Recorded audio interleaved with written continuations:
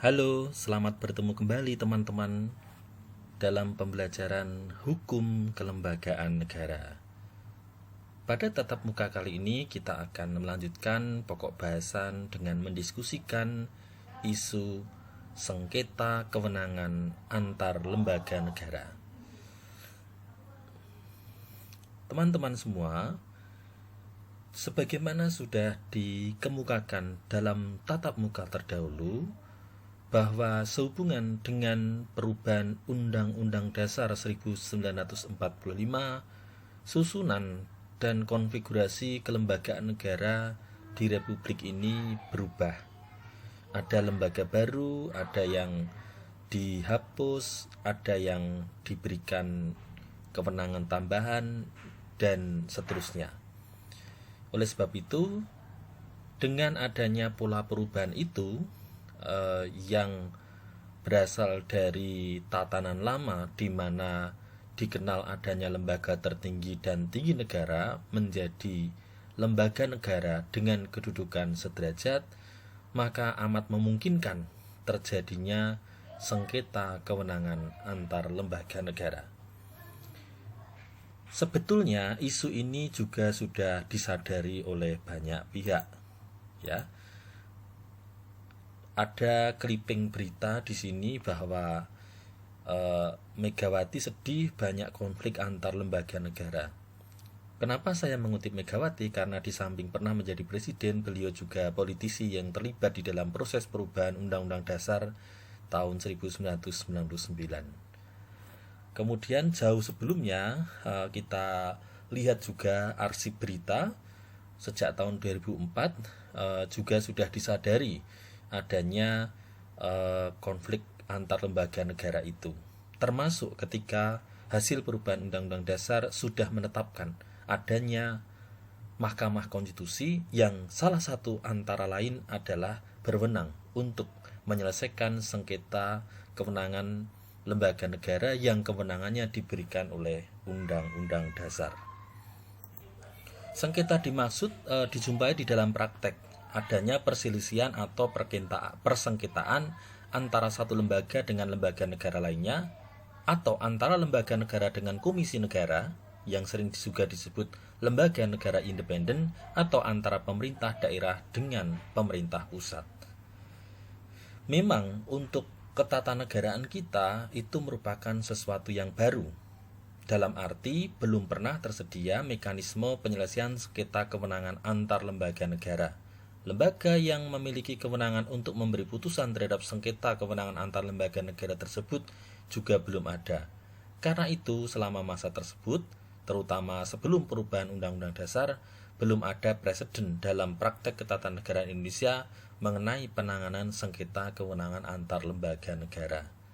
Jadi pada masa Orde Baru itu tidak ada sengketa lembaga negara karena posisi politik didominasi oleh presiden. Kenapa presiden itu bisa sedemikian dominan? Di samping faktor politik, juga secara hukum tata negara ada klaim-klaim yang ditujukan kepada Presiden Soeharto waktu itu. Pertama, presiden adalah ketua Dewan Pembina Golkar. Golkar waktu itu adalah orsospol yang walaupun tidak pernah mau disebut partai politik, akan tetapi selalu menjadi peserta pemilu dan selalu memenangkan pemilu tersebut dan menguasai mayoritas susunan lembaga perwakilan. Dengan dukungan tentara dan pegawai negeri sipil, maka Golkar menjadi mesin politik yang efektif bagi Soeharto. Kemudian yang kedua, Soeharto juga sering menyebut dirinya sebagai mandataris MPR. Sementara pada waktu itu ada norma dalam Undang-Undang Dasar yang mengatakan bahwa kedaulatan rakyat adalah di tangan rakyat dan dilaksanakan sepenuhnya oleh MPR. Karena presiden diangkat dan bertanggung jawab kepada MPR, maka penafsiran yang muncul presiden adalah lembaga pelaksana kedaulatan rakyat sehari-hari. Atas nama fungsi mandataris MPR inilah presiden merasa bisa berbuat apapun sepanjang diklaim sebagai untuk kepentingan penyelenggaraan pemerintahan.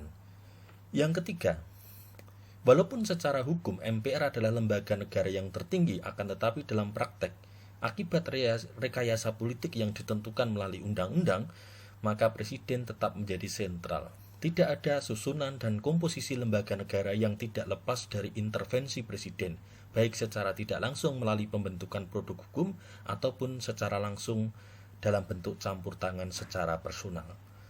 Dengan demikian, praktis sumber kekuasaan bertumbuh pada diri presiden yang juga amat memungkinkan sebagai pengendali untuk tidak terjadinya konflik antar lembaga negara. Sentralisasi pemerintah juga dijalankan sehingga hubungan pusat dan daerah juga sangat kuat didominasi oleh pemerintah pusat. Kemudian jauh sebelumnya juga pada masa pemerintahan Soekarno juga pernah terjadi dominasi kekuasaan presiden ini. Pada pemilu tahun 1955, rakyat memilih yang pertama anggota DPR dan yang kedua adalah memilih Dewan Konstituante. Menurut Undang-Undang Dasar Sementara 1950, Dewan Konstituante bertugas untuk membentuk Undang-Undang Dasar.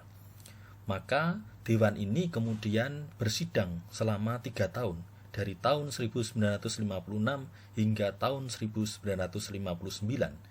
tetapi tidak pernah berhasil mengambil keputusan untuk menetapkan Undang-Undang Dasar baru.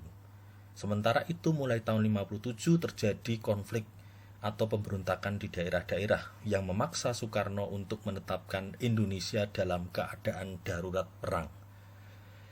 Soekarno sendiri mulai bosan dengan posisinya sebagai kepala negara dalam sistem parlementer waktu itu. Sementara TNI atau tentara juga mulai gelisah karena mereka ingin menjadi aktor yang menentukan kebijakan strategis negara, tidak hanya sebagai kekuatan perang saja. Dan itu semua terjadi, keinginan Soekarno maupun kehendak tentara, apabila kembali kepada Undang-Undang Dasar 1945. Maka atas sokongan Mahkamah Agung, Soekarno menetapkan Dekret Presiden 5 Juli tahun 1959, antara lain adalah membubarkan konstituante. Dengan tindakan ini, berarti presiden telah mengkudeta dirinya sendiri dengan menentang Undang-Undang Dasar. Ada konflik antara konstituante dengan presiden, tetapi kemudian tidak pernah diselesaikan secara hukum karena mekanismenya belum tersedia. Setahun kemudian, pada tahun 1960, presiden membubarkan DPR karena DPR menolak menyetujui RAPBN yang diajukan oleh pemerintah. Dalam ketentuan Undang-Undang Dasar, semestinya yang berlaku adalah jika DPR menolak RUU APBN yang diajukan oleh pemerintah, maka pemerintah menetapkan anggaran tahun lalu. Tapi kenyataannya tidak, DPR dibubarkan. DPR dibentuk versi presiden sendiri, tidak lewat pemilu, akan tetapi melalui pengangkatan. Itu ada konflik antara presiden dengan DPR, tetapi sekali lagi tidak ada mekanisme untuk menyelesaikannya. Singkatnya, sebagai republik kita menjadi negara yang minim untuk memiliki jurisprudensi penyelesaian sengketa antar lembaga negara secara hukum. Dengan perubahan Undang-Undang Dasar tahun 1945, maka terjadi pembentukan Mahkamah Konstitusi yang salah satu kewenangannya adalah memutus sengketa kewenangan antar lembaga negara yang kewenangannya diberikan oleh Undang-Undang Dasar. Namun demikian, berdasarkan riset tahun 2004 hingga tahun 2016 yang dapat diperpanjang sampai tahun 2019, permohonan sengketa kewenangan lembaga negara yang diajukan ke MK hanya berjumlah 25 kasus saja. Bandingkan dengan pengujian undang-undang terhadap Undang-Undang Dasar yang sudah mencapai ratusan kasus. Mengapa memungkinkan terjadinya sengketa? Karena konfigurasi kelembagaan di bawah perubahan Undang-Undang Dasar, yang pertama adalah kurang memadainya sistem yang mengatur dan mewadahi hubungan antar organ. Konstitusi minim pengaturan soal ini. Perbedaan interpretasi terhadap suatu ketentuan yang menjadi bingkai bagi penyelenggara negara. Kemudian yang ketiga, ada banyak penafsiran yang sering digunakan untuk menilai atau memahami suatu konteks permasalahan. Di antaranya adalah penafsiran oleh lembaga pengadilan. penafsiran konstitusional merupakan salah satu metode yang sering dipergunakan oleh ahli bahwa setiap proses keputusan hukum dan kebijakan negara harus dibuat sesuai dengan ketentuan. Jadi kalau kita lihat data di Mahkamah Konstitusi, saya kira sampai 2019 angkanya tidak berubah ya. Ini adalah rekapitulasi yang secara keseluruhan jumlahnya hanya mencapai 25 kasus dan tidak ada kasus yang dikabulkan dalam sengketa lembaga negara tersebut. Kenapa demikian? Ya. Persoalan yang utama adalah batasan lembaga negara yang memiliki kedudukan hukum dalam perkara sengketa kewenangan lembaga negara. Setidaknya ada dua unsur pokok batasan itu. Pertama adalah lembaga negara itu disebutkan dalam Undang-Undang Dasar. Kedua, kewenangan lembaga negara itu diberikan oleh Undang-Undang Dasar. Kedua unsur dimaksud merupakan syarat mutlak yang berlaku secara kumulatif. Satu saja di antara kedua unsur maksud tidak terpenuhi, maka dapat diartikan bahwa lembaga negara tersebut tidak memiliki kedudukan hukum. Perhatikan kembali kedua syarat tersebut. Lembaga negara itu disebutkan dalam Undang-Undang Dasar dan kewenangannya pun diberikan oleh Undang-Undang Dasar. Maka tidak ada kata lain, meminjam terminologi Jimli Asidiki, bahwa yang dimaksud dengan lembaga negara itu adalah lembaga tinggi negara, yaitu Presiden dan Wakil Presiden, MPR, DPD, DPR, Mahkamah Agung, Badan Pemeriksa Keuangan, dan Mahkamah Konstitusi. Sebagai badan pengadilan, tentu saja Mahkamah Agung dan Mahkamah Konstitusi tidak bisa menjadi salah satu pihak di dalam perkara sengketa kewenangan lembaga negara tersebut. Di dalam praktek kemudian, yang mengajukan sengketa itu adalah pemerintah daerah, menteri, dan seterusnya. Dan itu tidak bisa dikabulkan karena tidak memenuhi kedua syarat pokok tersebut. Untuk melengkapi pemahaman kita, baiklah kita saksikan video berikut ini.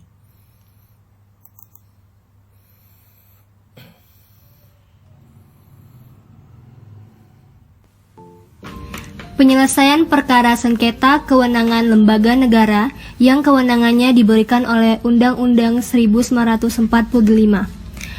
Putusan Mahkamah Konstitusi yang terpenting dalam menjelaskan apa yang dimaksudkan dengan sengketa kewenangan lembaga negara adalah putusan nomor 004/SKLN/4/2006 yang juga diterapkan pada putusan-putusan sesudahnya. Berdasarkan pertimbangan hukum putusan nomor 004/SKLN/4/2006 untuk menentukan apakah sebuah lembaga sebagai lembaga negara sebagaimana dimaksud pasal 24C ayat 1 UUD 1945, yang pertama-tama harus diperhatikan adalah apakah ada kewenangan-kewenangan tertentu dalam Undang-Undang Dasar, dan baru kemudian kepada lembaga apa kewenangan tersebut diberikan. Pada putusan perkara nomor 004/SKLN/4/2006 tentang sengketa kewenangan lembaga negara antara Bupati dan Wakil Bupati Kabupaten Bekasi dengan Presiden RI, Menteri Dalam Negeri, dan Dewan Perwakilan Rakyat Daerah, Mahkamah Konstitusi menyatakan permohonan pemohon tidak dapat diterima.